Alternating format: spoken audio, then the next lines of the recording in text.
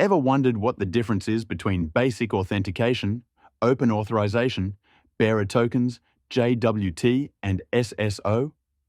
Developers mix them up all the time, but today I'll make it crystal clear with real examples and use cases. Before a system can authorize or restrict anything, it first needs to know who is making the request. It has to verify if that user, or that system, is truly legitimate and allowed to access certain data or resources. That's what authentication is all about. In this video, we're going to break it down simply. We'll talk about basic authentication, bearer tokens, open authentication, JWT tokens, single sign-on, and how access and refresh tokens really work together to secure modern APIs. So, what exactly is authentication? Whenever a user sends a login request, the system needs to verify if this user is really who they claim to be.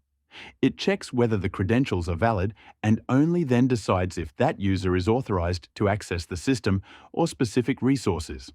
Now let's start with basic authentication. In this method, the user needs to provide a username and a password.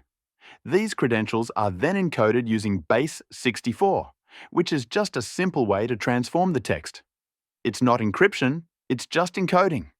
The encoded string is then sent in the HTTP header like this.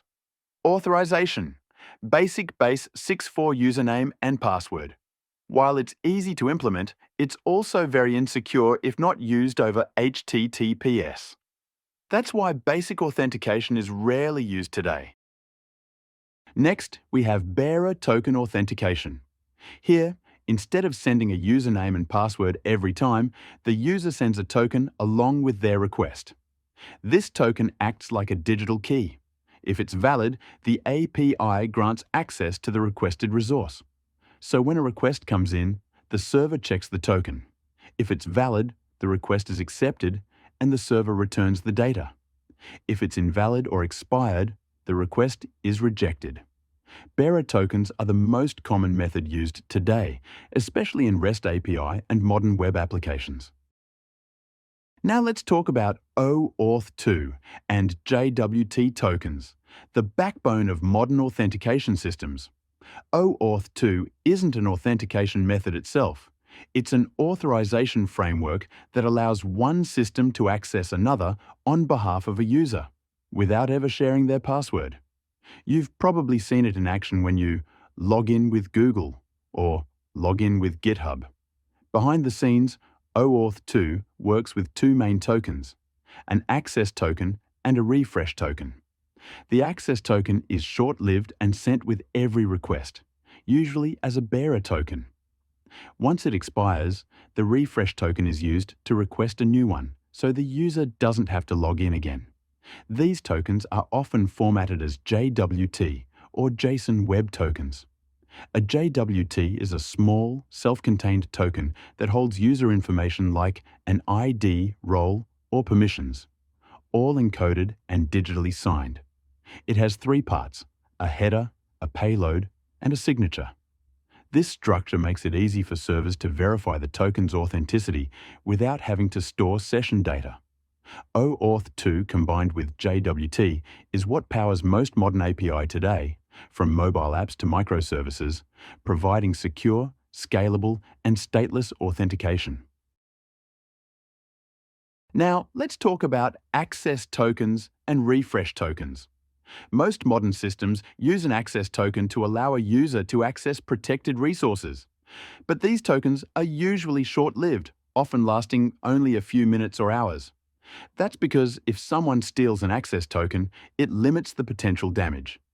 On the other hand, a refresh token has a much longer lifespan, sometimes days or even weeks.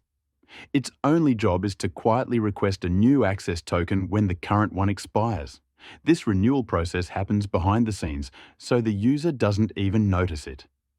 This combination keeps your application both secure and user-friendly.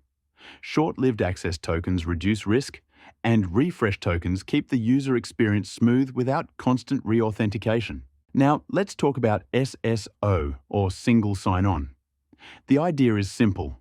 You log in once, and you can access multiple applications or services without having to log in again. It's super common in companies where one account gives you access to tools like email, dashboards, and internal systems.